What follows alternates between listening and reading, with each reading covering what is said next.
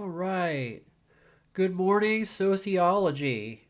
Okay, so we have quite a bit to talk about. I'm going to probably talk for about 10 minutes on this subject of gender inequality and age discrimination.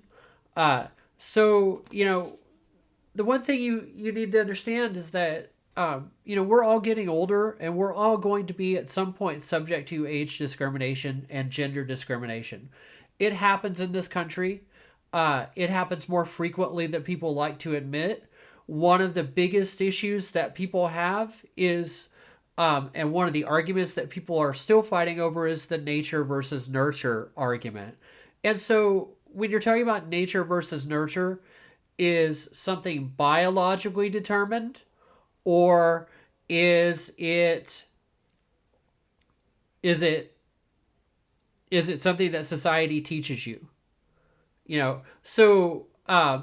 your behavior is determined by society, then you could basically say, look, I am this way because society made me this way, and you know, that's my behavior. But if you're talking about, nature, you know, I was born this way, I can't change. So like if you're talking about somebody who is who's using being gay as a justification for certain behavior, well, I was just made this way. I can't change. But, if you were looking at nurture, you're looking at society actually teaching you these things. This is the argument. And it's been going around for a long, long, long time. Your behavior is determined by society, or it's determined by your birth, and by your genes. And so when you're talking about this, there's a lot that goes into this. So for example, when you're talking about gender socialization, this is the whole idea. Boys and girls. The girls wear the pink clothes, the boys wear the blue clothes. The boys play with boy toys, which, trucks, Legos, Star Wars toys. The girls play with Barbie dolls. This is gender socialization. You guys were all, including me, were all gender socialized. And the thing is, like, what's happening is that you're seeing that gender socialization kind of break down, because now what you're seeing Nerf toys that are marketed to girls. Think about the next time that you go to Walmart. When the pandemic is over. If you remember, look around and see if you can find girls bow and arrow. For like made for a girl. In the toy section, it'll probably be pink. It'll probably be a little smaller than the boy version of it, but it's there. Think about girls who play football, girls who wrestle.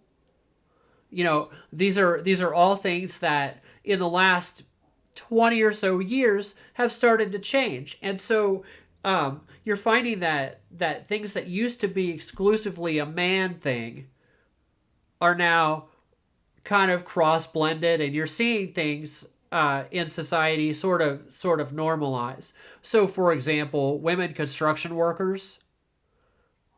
The other thing is, in the teaching field, women used to almost be exclusively teachers. In the past, you had very, very, very few men that were actually teachers, especially in the elementary school level. And so like all of my teachers, for example, were women early on. I can't remember a single teacher that I had until middle school who was a man. And so you're seeing the norms change a little bit.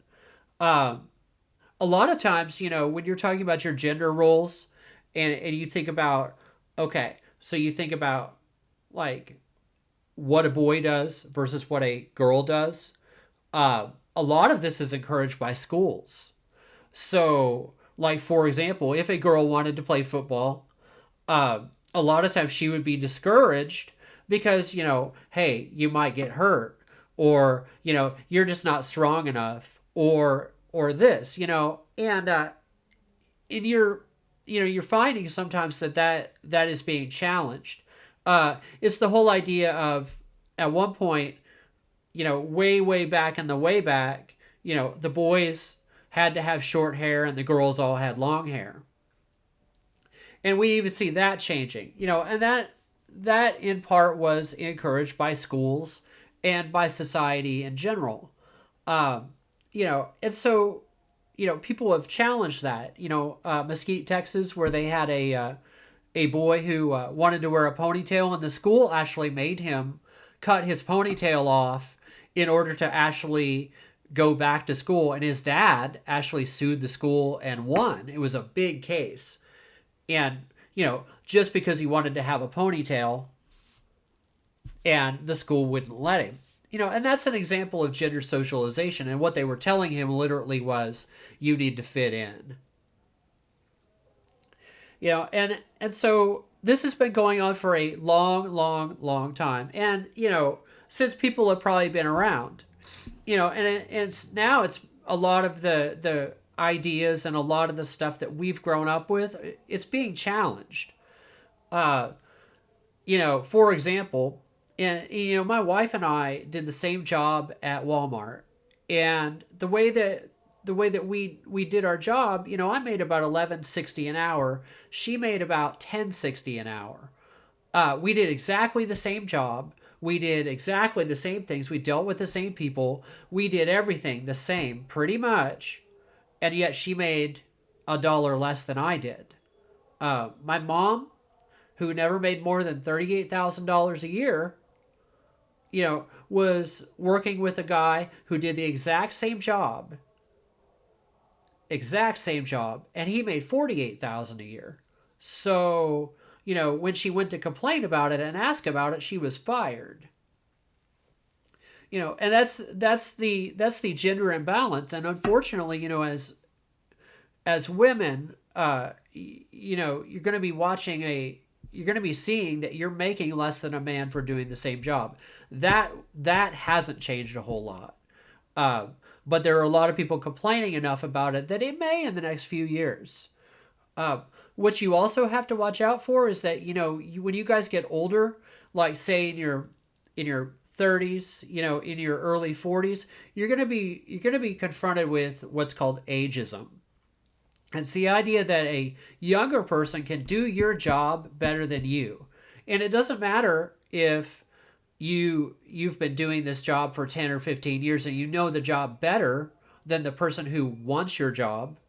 It's the idea that people consider you too old to do your job anymore, and they don't want to pay for your health care or your medical care, and they don't want to pay for you if you have an accident on the job.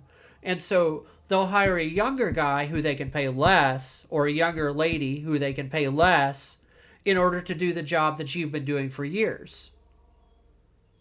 And this is something that it's illegal, but it happens all the time. It's one of those things that in society it seems to be it's being challenged in a lot of ways, and social norms are changing as far as that goes, but still you're going to see it. And I hopefully you don't ever have to deal with that.